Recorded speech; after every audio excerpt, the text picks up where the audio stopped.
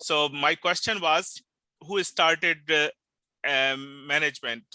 Who was the pioneer of management? And so I'm just going to share scientific management. So if you read, because we don't have any course in our MBA program that can give you some idea who started, what is the the concept behind starting this discipline. You are all pursuing MBA, scientific management. And this scientific management was started by this gentleman, Frederick Taylor. You must remember this name on your fingertip. So Frederick Taylor, and after that, there is a gentleman called Henry Gyan. We all use Gyan chart. How many of you use the Gyan chart for project management or anything? So this person was the second, and I was fortunate to work with Stevens Institute of Technology, and he was alma mater. He was a professor there. He was also a student and professor, and biggest statue is there. So my simple request to you, at least just go in Wikipedia and just read it, scientific management, because we are learning BADM 503 and 520, both are basically scientific management. So here, just go through this, and this chapter number module 5, quality management. It is very simple. We don't have much. It is theoretical aspect, and only run chart, Gyan chart, and run charts are the one which we need to do in this. Therefore I have a discussion in this, so that after these gentlemen, those who are listed here, I would like you to briefly go over this so that you can have some concept developed. If you so my where is I think so this is our let me remove all these things,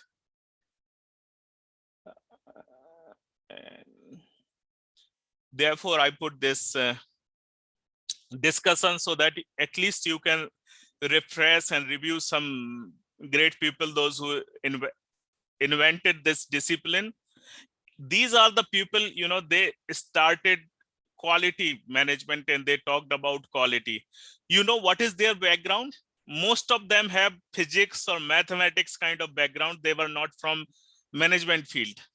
They were all from, if you read about them, my simple, if you read about each of them, there are how many, 5, 6, 7 of them. You can write two sentence about each one. If you don't want to write, you can write about these pioneer of management, scientific management field. That's perfect. My purpose of this so that you can have some foundation which is missing in this program of knowing great people. So therefore my simple one sentence would be fine, so that you will read this. Okay. So you want us to do it for each person on that list? Yeah, or because you can get to know what is their contribution in the field. So if you know about Walter Sievert, what is their contribution? What is the Dodge, Rome, Juran, Tagachu, Ishikawa? So you can relate. Basically, these are the questions usually asked in many interviews. I know you are all settled and you don't need to face but these interviews and all.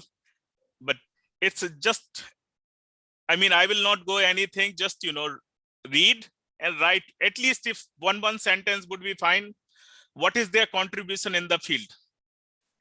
do you want us to like cite our sources or use APA format or anything along those lines? That's perfect. If you citation is fine, but if you don't do by citation, if you read in chapter and you come across, okay, you want to write these 2 sentences, that's fine, because they are the the people in quality management, and you are free to do the way you want to do this part.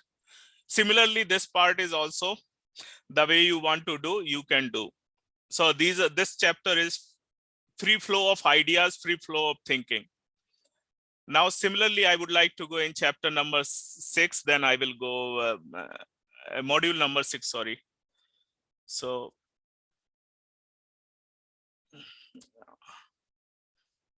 So here we have discussion, and this is, you will find very interesting. This is a final I will open, next Friday evening.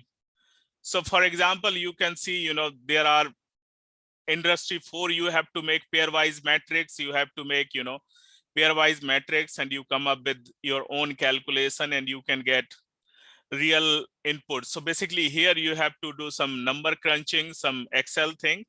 And this is about chapter 6. I'm going one by one. Let me start number chapter and this 17. I did have a question about the fifth discussion. Yeah, please. Do we need to have our initial post done by a certain day? No, that's fine. For example, module 5 you can do before deadline. I'm not following that. You have to do by Wednesday or Thursday or Friday. Okay. Anything Understood. before due date, that's fine. Thank you. You're welcome. So I think you can see my slides part. Okay. And just confirming, you do want responses on module 5. I mean, if you do, that's fine. If you don't do, that's fine. Okay. Because this week I have, a lot of things, and this quarter is also going to end. Okay, quality and variation. Quality, as you know, the standard. So here, a lot of theoretical things which you can see. There is a quality in manufacturing. Then nowadays, US economy is almost 78 to 80% is service economy, and there, the quality plays vital role in this service economy. So you have to think and you have to discuss. So quality plays a vital role in the performance, image, and everything. Therefore, we want to just understand how quality evolved, over a period of time. So early 90s, early 1900, then 1920, 1950 to 60 and all.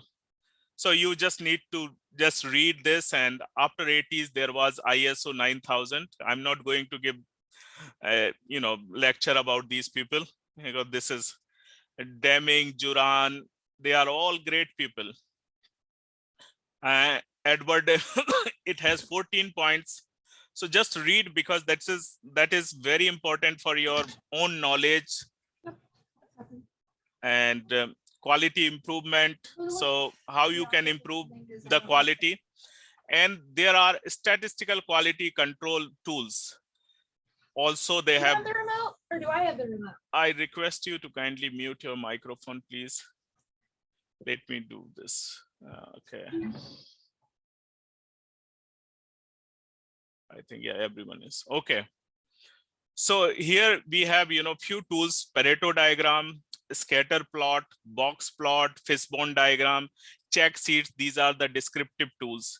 We have analytical methods, control charts, lot and batch inspection plan, accepting sampling, experimental design, and Taguchi robust design. So these are analytical method. These are descriptive statistics. We already studied these things in previous chapters. A scatter plot, you can see which point is going out of the limit and which is just, outside.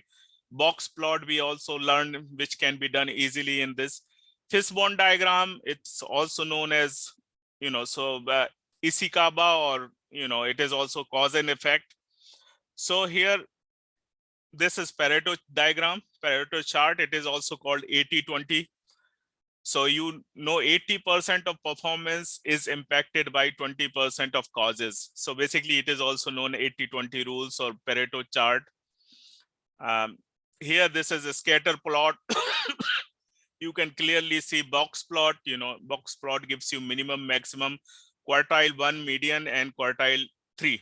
So these 5 numbers can be easily, you can see, and you can analyze your data.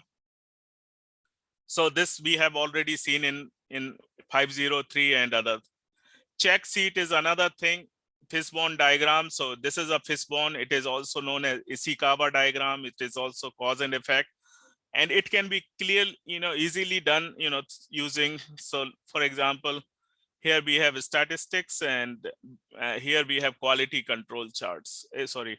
Quality tools. We have run chart, Pareto, cause and effect. So here you put, the cause and effect, and you can easily create a fishbone diagram in this. So Minitab gives you this option in to do and create the fishbone diagram. So quality improvement programs, I think you can just to TQM. This is another important concept in management. I think those who already studied operations management or total quality management or any other courses in operations, they have covered these things: business process redesign, business process reengineering. So total quality management, not only in the quality in the business processes or services process, the quality is from end to end, empowering people, considering customer request, and going through overall quality in each and every aspect of the business, which is total quality management. Now we come to, I'm Six Sigma certified green belt person. So actually Six Sigma, if you know the meaning, what is the Six Sigma? 3 Sigma this side, 3 Sigma this side. Six Sigma says 3.4 or 3.14 defects in 1 million products. So if you are manufacturing 1 million products, 3 to 4 products may be defective, maybe inappropriate in their as per their standard. That is what is the Six Sigma philosophy, and that was created by Motorola, is the pioneer for Six Sigma. And those who are, this is, if you do Six Sigma black Join belt, the meeting. If you do Six Sigma black belt, you can write your own checks basically. And it is applicable everywhere, from aviation industry to any industry that you think. Means a process should not go out of the control. And Six Sigma steps to quality improvement, it is DMAC: define, measure, analyze, improve, and control. These are the 5 steps in Six Sigma methodology. And these are the steps. Excuse me. So basically this chapter is more about reading instead of so now we come to the most important thing, that we have 2-3 questions in our this week assignment. Control charts. What are the control charts? There are, control charts display a measure of center tendency. Example, sample mean, or how much variation is there in the sample. So basically that can be easily inspected by control charts. A variable control chart used for measure quantities, and subgroup size of the numerical data may be quite small, for example 10 or even a single item. So there are 2 types of data. At qualitative data, counts of non-conforming items, means 1, 2, that you can do proportion part, and an attribute control chart may be proportion non-conforming. So basically you can have 2 types of, one is related to qualitative, one is related to quantitative. And there are 3 main important types of charts. X means mean, X bar is known as mean. R means range. P means proportion. So these are 3 types of charts usually we have in. And look into this, this is X chart, this is R chart, this is P chart. These are the 3, we can do on Minitab. Here you can see X bar in this. You can see X bar is lower control limit and upper control limit. These are the two things, lower control limit, upper control, and both. So these are the theoretical aspects. Sample size of n are taken to specific time intervals in the process. So basically you can read these things. I'm directly going into the in the Minitab.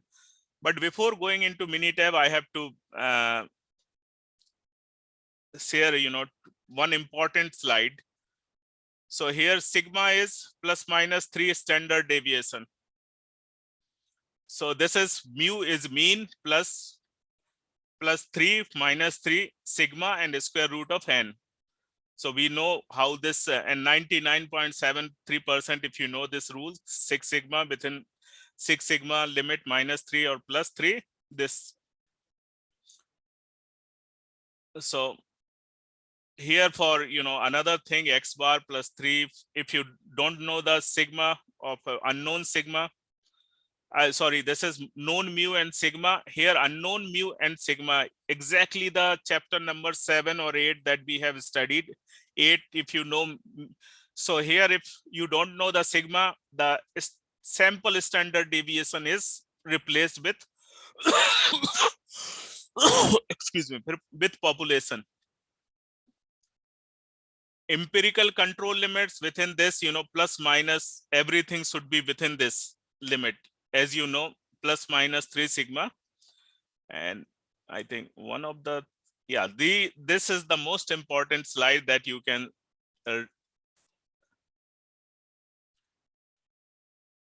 so how you can detect abnormal patterns in any chart. Here these are the 4 rules. Please remember this slide number 27. Single point outside 3 sigma. So basically if you look into this this is the upper limit, this is the lower limit. So upper limit, only 1 out of 3 sigma. This is the, so if you see only 1 out of rule 2 or 3 successive point outside 2 sigma. So what is 2 sigma, by calculating. So if this line, 2 lines successive points outside 2 sigma. So these 2 successive points are outside 2 sigma. 4 of 5 successive points outside 1 sigma. So here you can see in this case 4 outside, successive point outside, continuous points outside 1 sigma. These are the observation that you have to do when you look into the chart to understand whether quality is, because only one side these things are coming. Here 9 successive point on the one side. So rule number 4. Professor, I have a question about this. Yeah, please go ahead. So my question is this, although those numbers are, with the exception of the rule number 1 with the data point outside of the upper control limit. Upper or lower, any 3 sigma limit. Yeah. But however, the other ones, rule 2, rule 3, rule 4, those are all within the control limit. So my question is, yeah, if these data points are in fact like rule number 2, 3, and 4, does that doesn't mean that it's not in control, is that correct? Yeah, so basically what we need to do, let's say you are producing some product and your machine, that means if you are seeing all these issue on the one side, means machine is, is having some issue, and that, because all these are coming on the one side. Therefore, it should not, it should be oscillation. If machine is normal, means there is some defect in machine manufacturing. Therefore, all the items, their quality, their, properties are coming on the one side, For example, you are manufacturing a soda can, or, you are making a soda can. And, the machine should run if there is some screw problem or some, nut or bolt problem, and machine little bit twisted, and that, increasing the weight of the soda can or something, and all are coming this side. So basically machine is not balanced, because if machine is not balanced, then you can see regularly some defects on the same side. And then, so this is, certainly going out of the limit, means this is clear. But in this, if you see out of 2 sigma, 2 points out of 1 sigma, 4 consecutive, four to 5. So basically this is indicating your process or process related instrument or technique or tool or machine they are behaving. Or if you see this in service sector or service, let's say call center, and if call, all the calls are taking more than some time, and if regularly, for example, you are making a call in a call center and everyone is making, if each call is taking, let's say, more than 20 minutes and it is coming on that side, means there is some issue related to our services that we are providing to the customer. Therefore, all the calls are taking, more times, because they are not able to see their some they are not able to work, or they are not able to get the services they wanted to. So that is another thing. If you consistently seeing results on one side, that means some issue is there, and you have to go back and you go and check your process and correct it. Am I able to answer your question? I think so, yeah. So it's just basically indicating that if these data points are so close or on one side of the central line, that Yeah. there's an error somewhere within the process or the machinery. Yeah, for example, let's say this let's say you are buying a product from Amazon.com, and probably you let's say you want to buy a product of $5, and it goes like, and you are Amazon customer, you don't need to pay any shipping charges. But when you are processing your order, automatically shipping charges are included in that.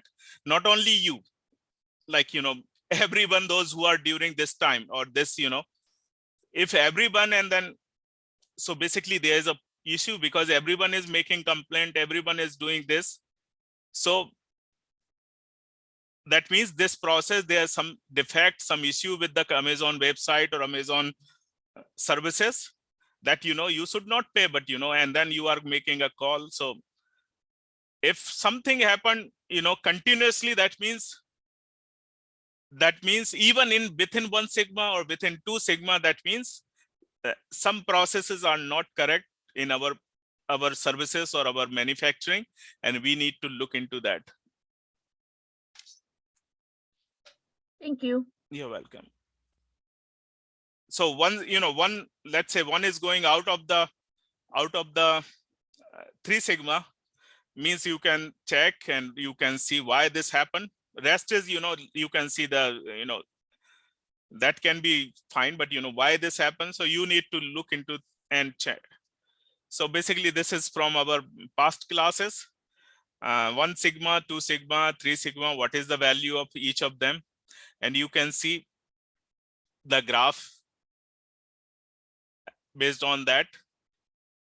So lower control limit and upper control limit almost 99.73% of data. 2 sigma 95.44, and plus minus 1 sigma 68. So this is very much. Now let me see and go on my.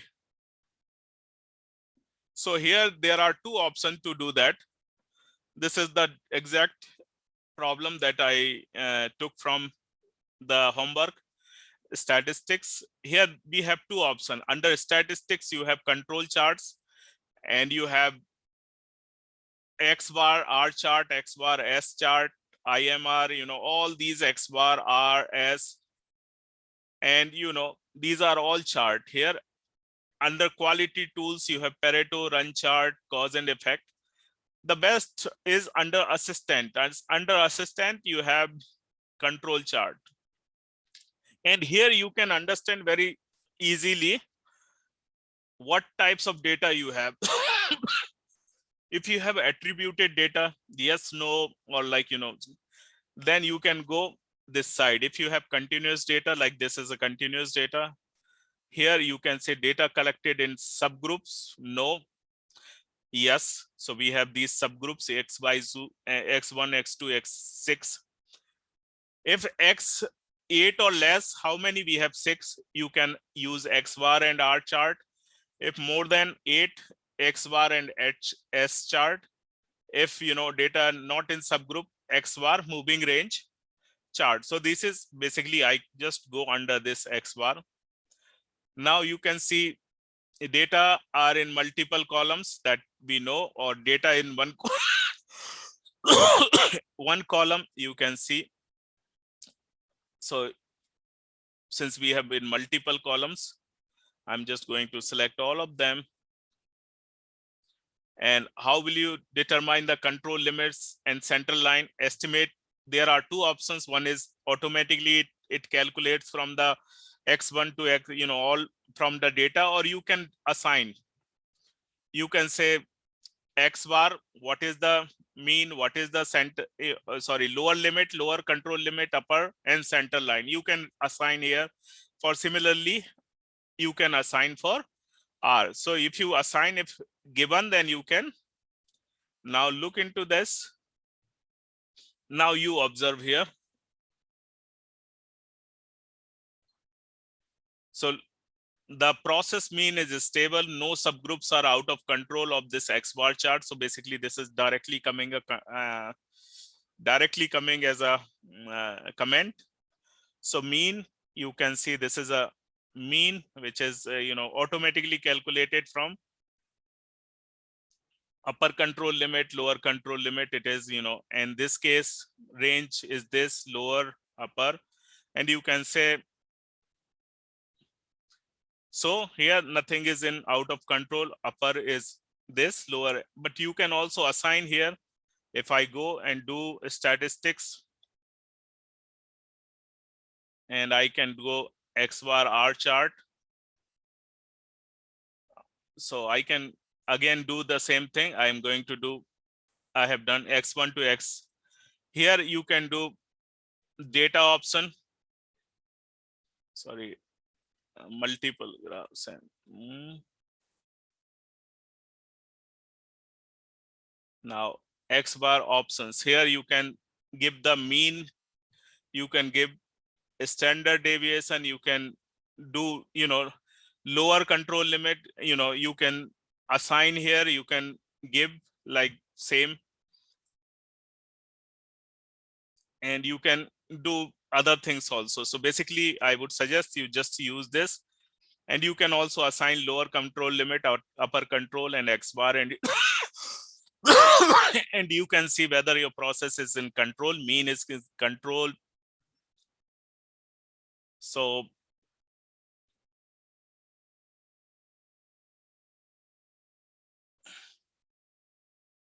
just a minute.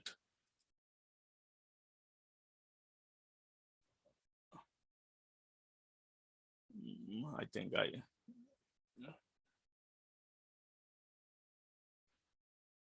proportion is like this, and you can also run for proportion. Like if you have proportion data, the upper control limit and lower control limit for proportion is same. Abnormal patterns you can also detect using a cyclic oscillation. So basically you can see everything in this chart, how it is behaving. Now, this is very important slide that you can see. Process variation versus specific limits. Let's say how much safety margin is there. This is lower control limit, this is upper control limit, this is 6 sigma. Within 6 sigma, almost 99. If your graph is coming like this, means you don't have any safety margin. But if you calculate lower safety limit is here, upper safety limit is here, your graph is coming like this, then how much you have this margin? That means you can make this much error on this side, this much error on this side. This is a margin that you can keep. Here, if you're 6 sigma, so if your lower control limit is this, you can, if this much margin, so basically you can see how much margin you can have. So if you calculate lower control limit, or if you assign lower and higher control limit and your data is coming here, means this is called safety margin in quality control. So always look into this slide. And I think this is about chapter number chapter number 17 and module number 5. Professor, can you clear the screen? Oh yeah, sorry. Thank you. Yeah. And now I'm going to explain chapter number, sorry, this is out of the syllabus, out of the books. And this is an interesting thing. If you have multiple options, this is called multi-criteria decision technique. It has advanced techniques. We are going to learn AHP.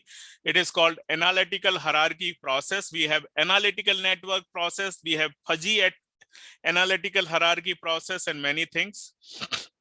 But we are just learning simple. And if you learn this and if you find it interesting, you can, do many things. So I don't want to go into deep and detail, but it was developed by Mr. Sati, and it assumes the pairwise comparison. So first you keep the goal. What is your goal? You are going to, let's say, buy a house. You are going to buy a house. What are the criteria under this? One is year of construction, or you can say size, lot size, construction area, bedroom, bathroom. So, and then you have selected 10 houses. Which one is going to be your first choice, second choice, third? So it can also help you to rank your alternatives. So basically not only one, it can help you ranking method also. Now look into, so I'm just going directly into this example, which is you want to select a car. You want to select a car, and there are 3 criteria: style, reliability, and fuel economy. And you have 4 car model that you want to buy. Which one is going to be your first choice, second choice, third, or fourth? You can use based on style, reliability, and fuel economy. So very simple. First thing first is to compare style versus reliability, reliability versus fuel economy, and fuel economy versus style. So basically you are going to compare these things in itself. So how many pairs or how many? So matrix can be like this. I'm going in Excel. If you can see my Excel, style, reliability, fuel economy, style, reliability. So this is a matrix that I have developed. Now, how do you get the initial number? This is, so basically, you have to develop a pairwise matrix, and this is the scale. For that, 1 is equal, and you can go equal, moderate. You can see these intensity like you do Likert scale. Similarly, you can do this and that side. So I'm just going on whiteboard in order to explain this concept, and then we will move on. Professor, I just have a quick question. Is this part of chapter 17? No, it is not. You have separate material there. It is not from the book. Oh, okay, thank you. Look into this. So let's say, Seattle. And let's say Spokane. Let's say Seattle population, let's say 1.5 million. And Spokane population is 500,000, county, overall county is 0.5 million. Now, how I can compare? I can say Seattle is 3 times bigger than Spokane. Can I say this? It's 3 times bigger than Spokane. What about Spokane? I can say Spokane is 1/3 of Seattle. Is it making sense? So basically the scale should be like this. One is here, which is equal. Then I go here 3, 5, 7, 9. I'm just, here I can go 1/3, 1/5, 1/7 and 1/9. So if I talk about Seattle, if I compare pairwise Seattle and Spokane, so let's say I'm comparing this is Seattle versus Spokane. I will put here this. And if I'm comparing, Spokane would be 1/3. So this is the basic concept that you have to look before doing this. So based on that, I designed my, here based on opinion, you can go and you can collect the opinion from the pupil and you can aggregate. Let's say I'm asking, what is your opinion? One is just if you have real number, you can do that. If some like style reliability, I'm asking your opinion. So you always go in this direction. Means you are going, so style to style is, same. Style to reliability means you prefer half, your preference is half, as compared to reliability. Means reliability is twice most important than style. If you get, We still see your whiteboard. oh, sorry. Oh, I'm sorry. So can you see this now? Yeah. So basically we are just going to read in row. So style to style is, same because the same variable. Now style to reliability, I prefer half style than double the reliability because, style will not work if my car gets stuck. So reliability is twice most important as compared to style. So basically you can see these two numbers. Style to reliability is half and reliability is style is twice. Similarly, style to fuel economy, I need more style. Fuel economy is not a concern for me.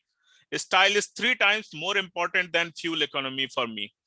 Okay, so fuel economy to style is 1/3, which is 0.333. Reliability is 4 times important than fuel economy. Therefore, fuel economy versus reliability is 0.25. So once you make this this matrix, this is called pairwise matrix. This method is qualitative and quantitative both. So basically, in order to get the matrix, you have to do qualitative thing, then it goes with quantitative aspect. So pairwise matrix. Now we have to normalize this matrix. How to normalize? We are going to take the sum of all, or I'm just going to do sum of all. Sorry, sum of each column. And now this is, now I'm going to normalize and I can see how can I normalize 1 divided by this. 2 divided by, so I have to divide each value with this column sum. Similarly, I'm going to do this 0.5 divided by 1.75.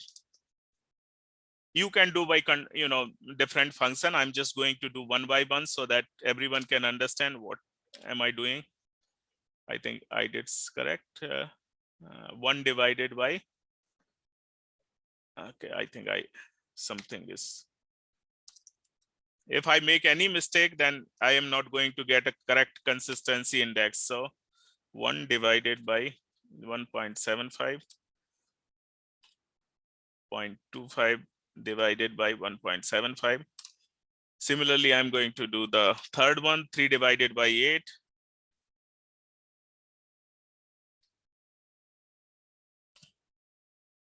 Four,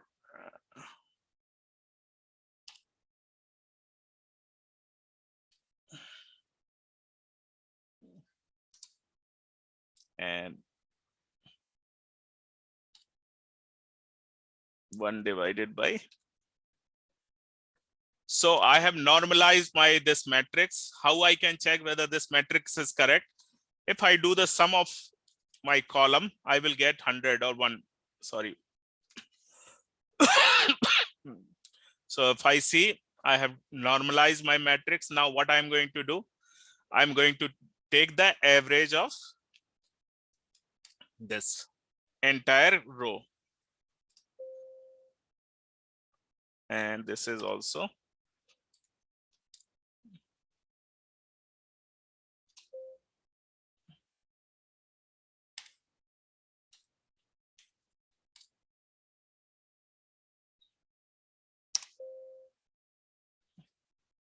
So basically this is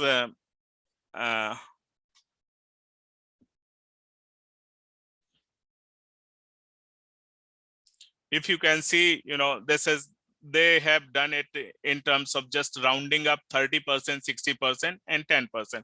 So you take a row average and you are going to get priority vector. What is the meaning of this? So this is, I can say 0.3 or I can say 0.6 and equal to 0.1. And the sum should be again 1. You can see this.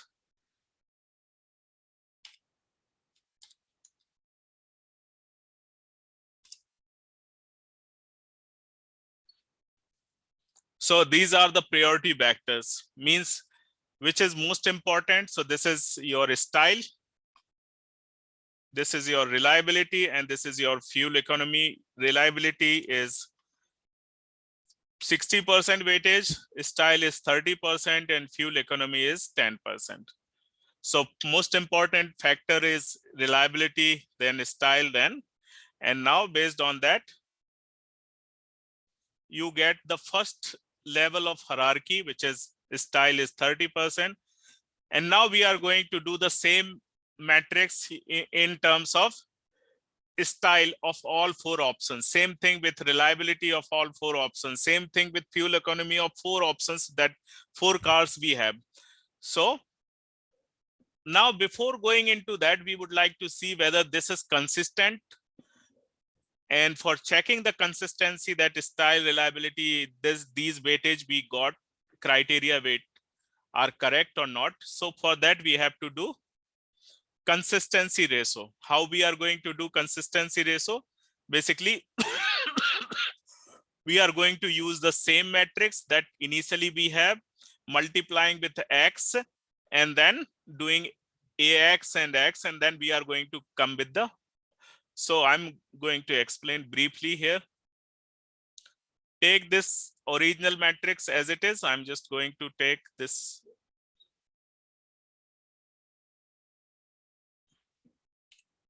Now I am going to multiply with x. So here we have 30. So matrix calculation can be done easily in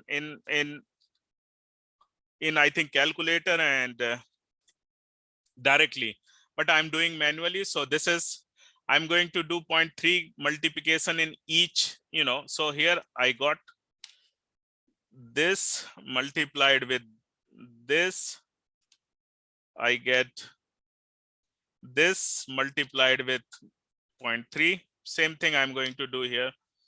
This multiplied with 0.3. Now, same thing I'm going to do with 0.6. 0.6 into 0.5.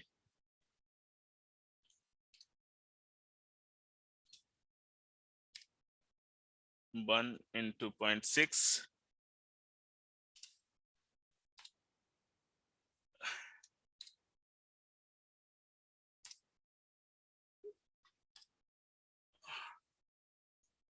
Just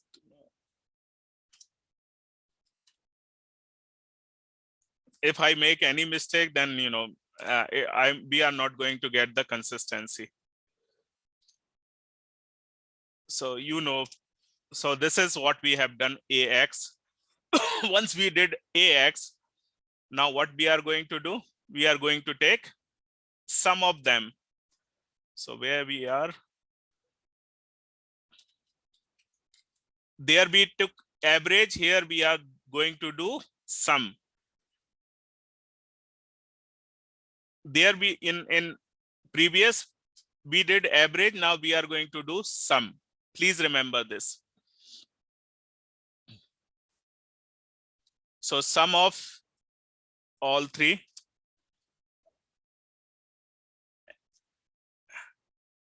We got this value, which is called AX. Now we are going to do, so this is lambda max into, these we are going to do divide 0.9 with 0.3, this 1.6 with 0.6, 0.35 with 0.10, and we are going to take average of all them. So let's say this is going to be divided by this value. This is going to be divided by this value, and this is going to be divided with this value. And now we are going to take average.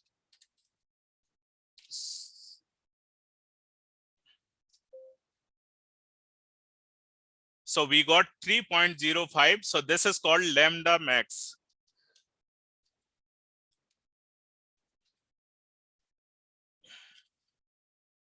Lambda max equal to this much. Now we have one more step in order to see whether our matrix is consistent, our weightages are consistent or not.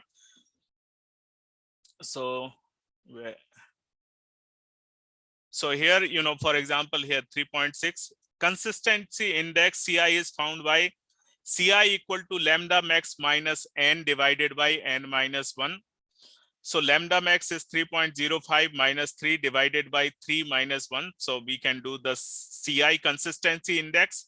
Now doing consistency ratio, we have to choose, for 3 variables or 3 criteria, we have this SATI index. SATI index, this is given already 0.58. So consistency ratio equal to consistency index divided by 0.58. And you can see if any ratio, consistency ratio is less than 10%, we can say our weightage, whatever weightage we have assigned here, are consistent. So basically this should be less than 10%.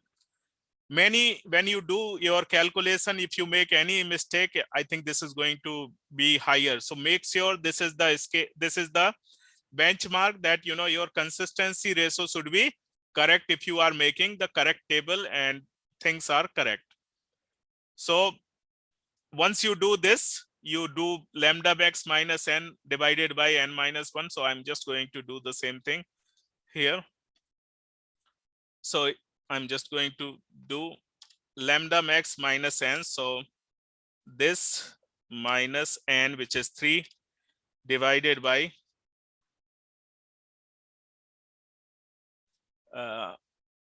3 minus 1. 3 minus 1 by 3, because we have 3 variables, and you can see it is coming about 2. Now this value divided by 0.58, so equal to this value divided by what is the consistency index for that purpose, 0.58. So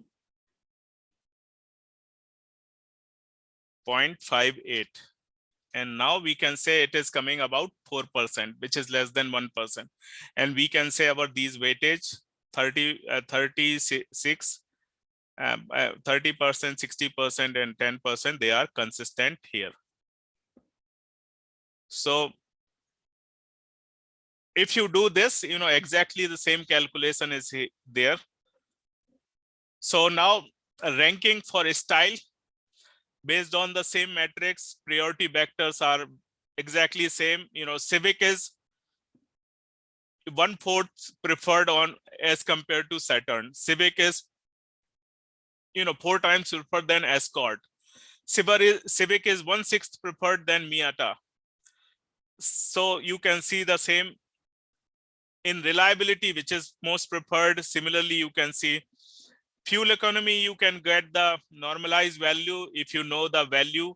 Civic gives 34 miles per gallon, 27. You can sum it up and you can normalize and you can get the weightage. Civic is 30%. This is 25, 24, 21, 25. Now you got all the priority vector for each alternative in each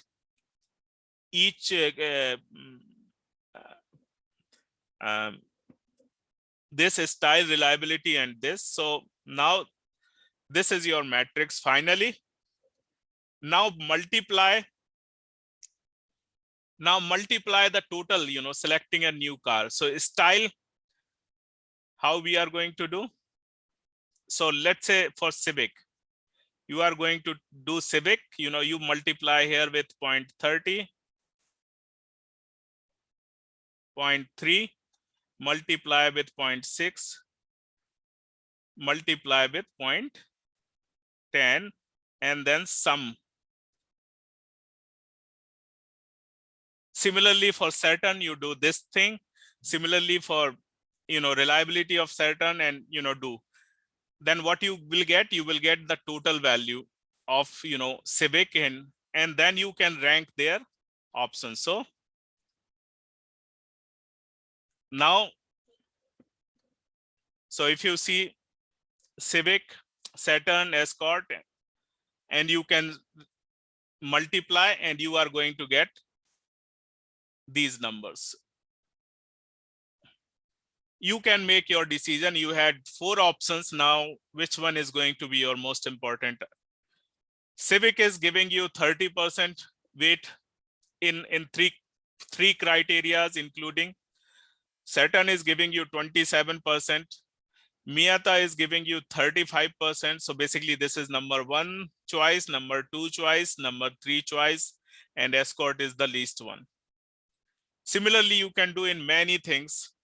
You can rank your options, you can rank your house search, you can rank your boss search.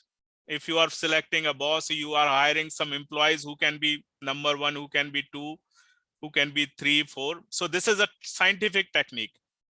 It is combination of qualitative data and quantitative data. So now,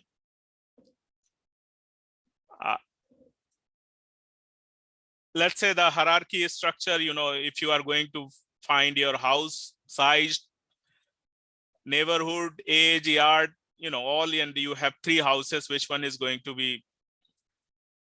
So you can do this same, for each of them. You have 3 houses, you are going to do for size, transportation, neighborhood, age, yard, and all.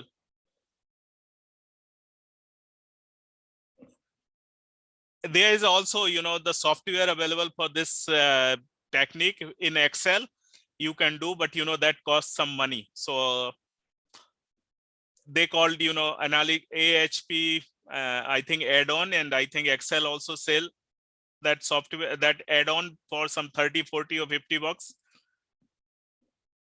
So here, for example, A house has 34.6%, B house has 36%, and C has 28.5. So your first option is going to be with this house overall. Second option is going to be this house. Third option is going to be this house. Now, this is the real thing, which drink is consumed more in United States. And this is a pairwise matrix made for coffee, wine, tea, beer, sodas, milk. And you will be surprised.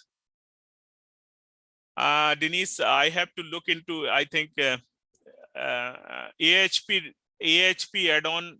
I will send the email. So you can see this is the pairwise matrix made here, and you will be surprised to know the difference in based on pairwise and based on the actual US data from US statistical sources. So here you can see coffee is 17.7% preferred. Here it is coming 18%. Wine is almost 2% preferred. Here wine is coming 10, 1%. T is about 4.2%, which is coming 4% in real statistics. Beer is 11.6, which is coming 12% in real. Soda is in 19%, here it is coming 18. Milk is 12.9, here it is about 14. Water is 32 or 33, it is 33. So you can see this is really valuable method that you can apply in your real scenario where you are having multiple criteria to decide, and this can be a technique. So this is so I'm not going here. For example, let's say, I mean, this is old picture. Who will be the CEO of your company and why? Let's say, for example, this is just, just erase. You can give your own number. You can give so Bill Clinton, George Bush, Margaret Thatcher was British Prime Minister. You can replace, you have 3 candidates for your CEO of your company, and they are giving you have their education, you have their experience. Based on education, experience, based on similar kind of work, and many things you can use as a criteria, and then you can choose 3 people, 3 shortlisted people, and you can decide, okay, number 1 is Mr. Clinton, number 2 is Mr. Bush, number 3 is I'm just giving the example. I don't belong from any party, and so, and I'm from outside, so to be honest, I don't understand much politics. So you can use this this technique for yourself, at least for buying house, at least for buying a car, at least for having other multi-criteria aspects. So this is multi-criteria decision making. It has advanced feature which is called ANP, analytical network process, which is here excuse me.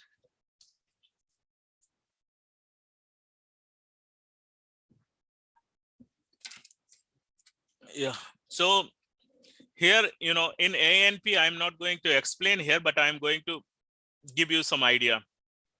So each, this is also linked with, each.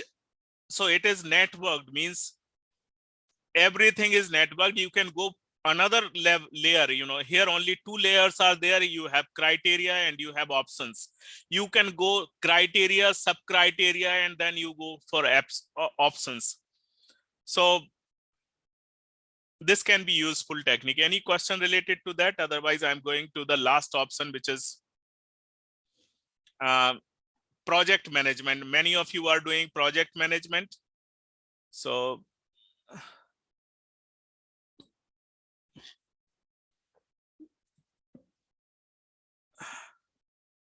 and which is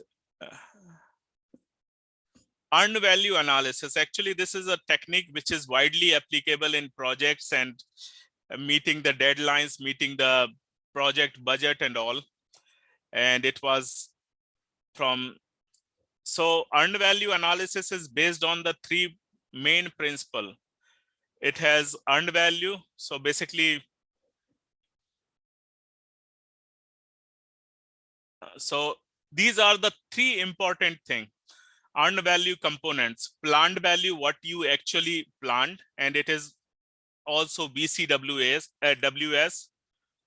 Actual cost, whatever you planned. Let's say you are going to finish your house in 200,000 construction cost, and by the month of 2nd you will spend 100,000.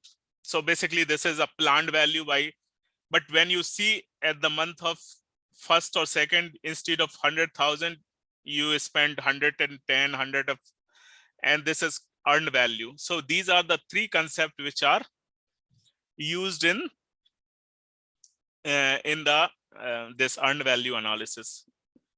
So a very simple example is right here. Activity A is completed 80. So basically it gives you the analysis as of today. So for example, any day you can measure earned value. Let's say you are doing a project of 5 months. Let's say week number 6, you decided today you want to check what is the progress of my project and how it is going. Okay, today you know that activity 1 has to be completed, which is completed. Activity B has to be completed, but you observe that 80% completed. Activity C has to be completed by this day 80%, but only 70% is completed. Activity D has to be completed by 15%, but nothing has been done. So today you can check what is your status of. So planned value is by this date 18 this complete, 10 this complete, by this time 80.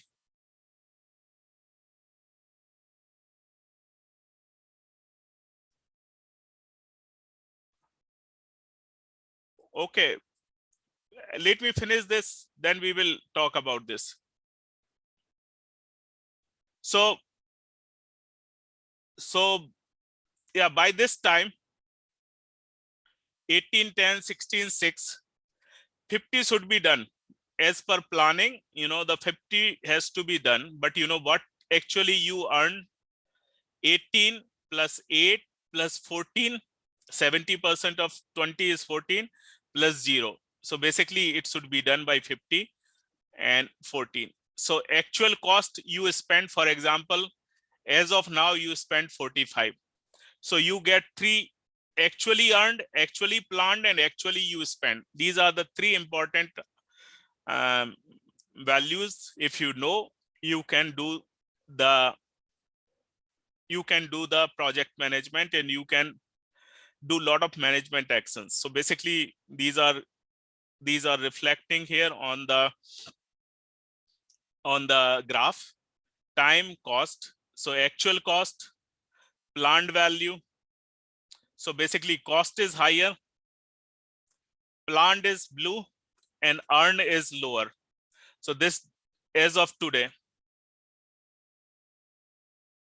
Based on that, you can estimate how much behind you are, what time needs to complete this.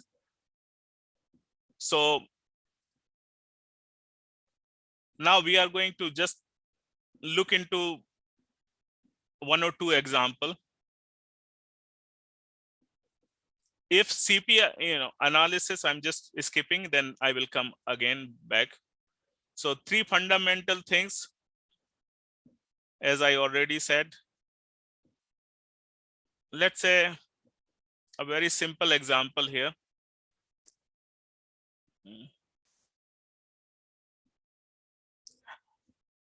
This is example you will understand more. Make 1,000 cups of lemonade over 50 days. So means 20 cups per day.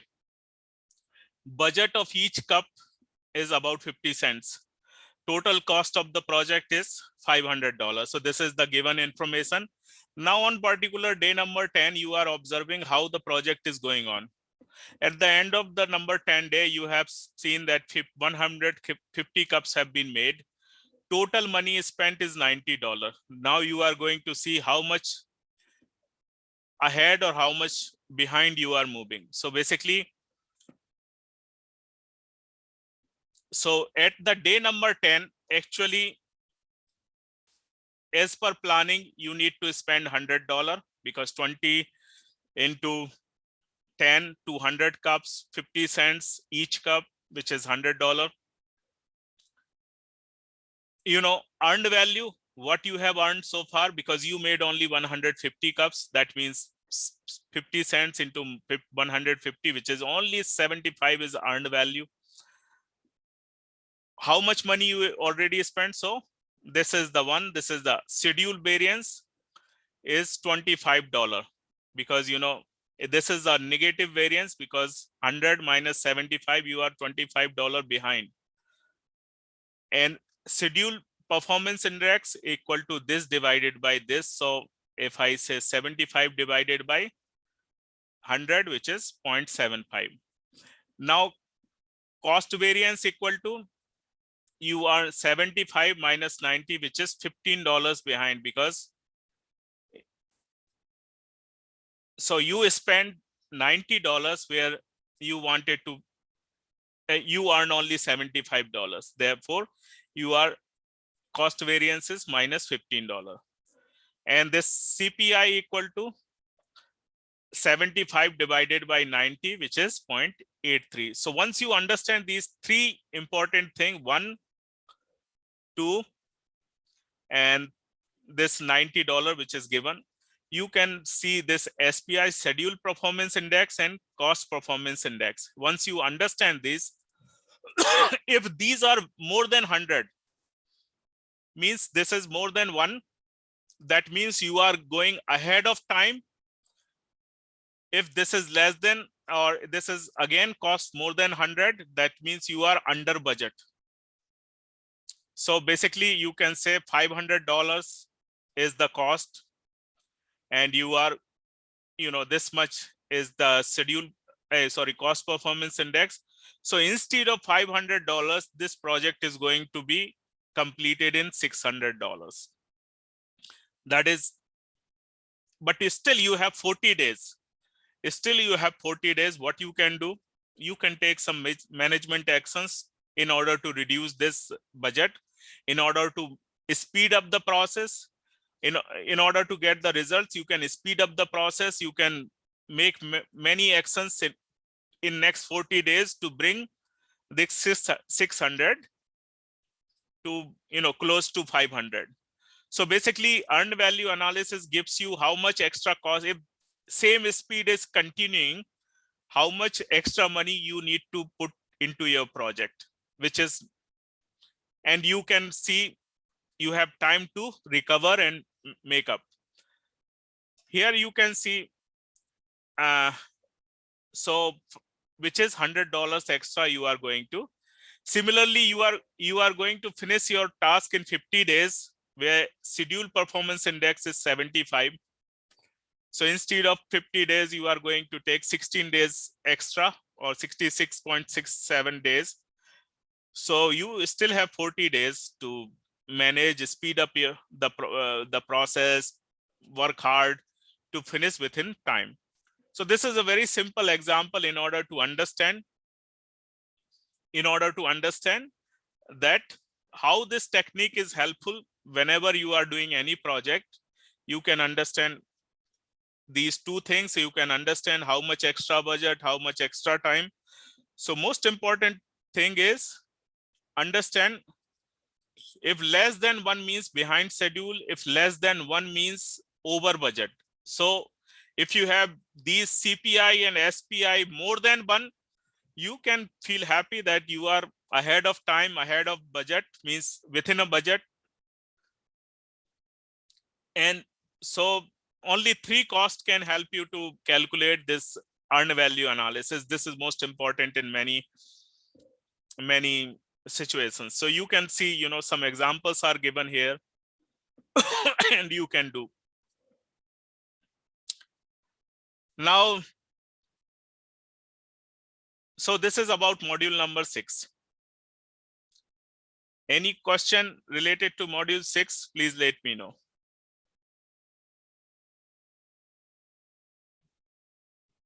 If no, then Pila has a question. I had a question about CPK. Okay. So I have a question. Yes, module 6 will be in final.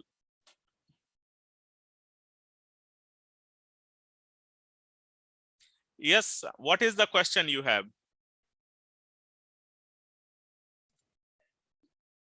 Professor, to be honest, I was having some difficulty figuring out how to determine that formula for the CPK. Mm-hmm. The CP, I understand fine, but I could not figure out that formula. I don't know. It's just confusing to me, and I'm hoping you can just help me with that. Okay, so upper and lower limit divided by 6 sigma, sorry. So look into the, if you read the book, clearly given, let me give you, this view. Okay.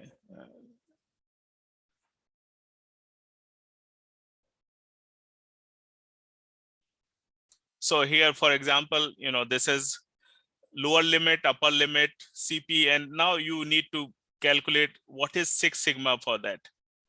So for sigma calculation, I have to open the book for sigma calculation. Otherwise, you can do very straightforward.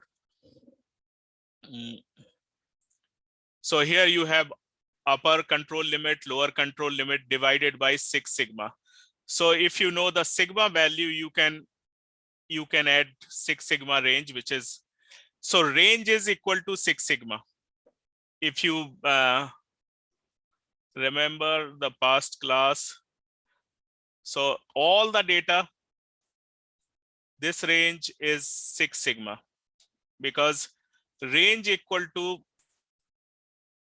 highest minus lowest divided by, so this is highest minus lowest is the range, and 6 sigma equal to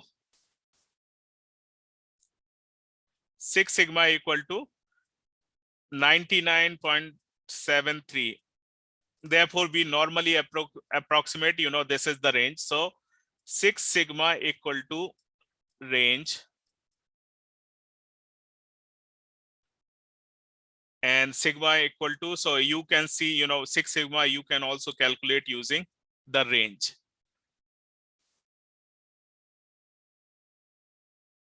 So in some, so an upper and lower limit you can calculate using this. So if you look into the sample, you can easily calculate the sigma value. And now I think I have to open the book, which is, so. And here also they are, mu minus lower control limit common, this is, and then they are also using 3 sigma because that is half sigma and half of the value. So mu minus lower control limit divided by 3 sigma. So I think I have to look into some example in the book to calculate, to show you how to calculate the 6 sigma, which is, so minimum equal to minimum in Excel. I don't know Excel about, so just a minute, let me open the book, 1 minute.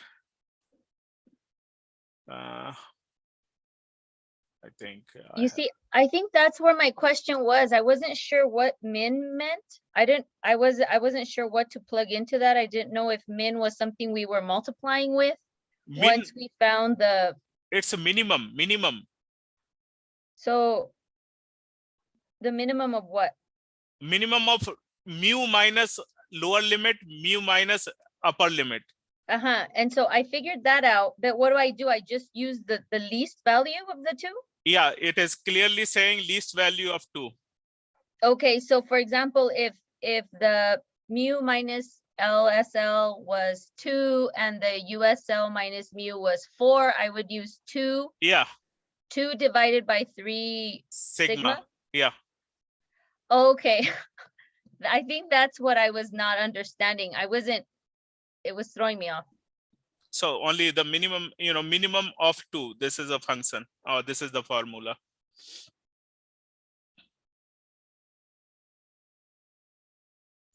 Okay, I think that's what I just needed to clarify.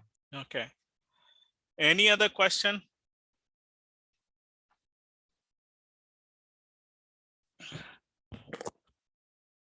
If no, then I would like to say a few words.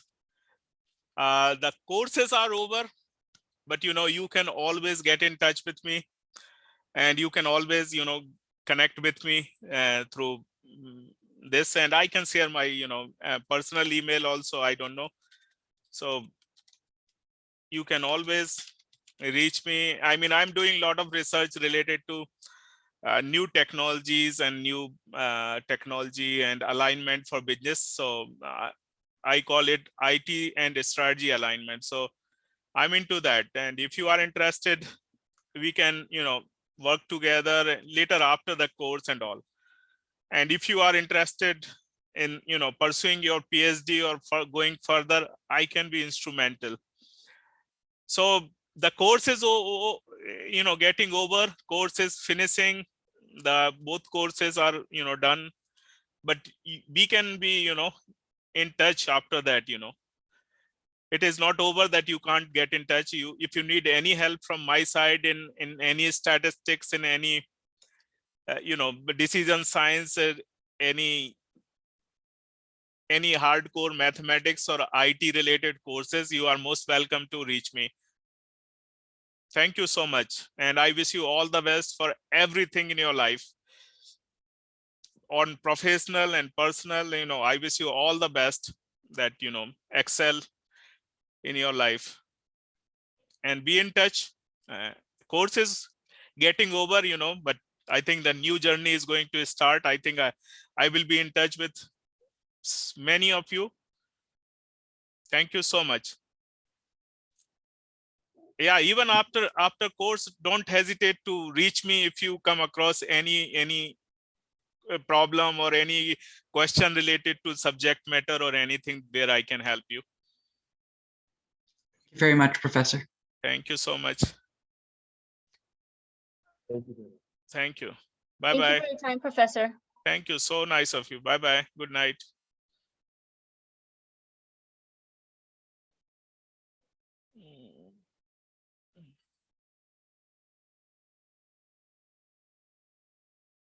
Mm.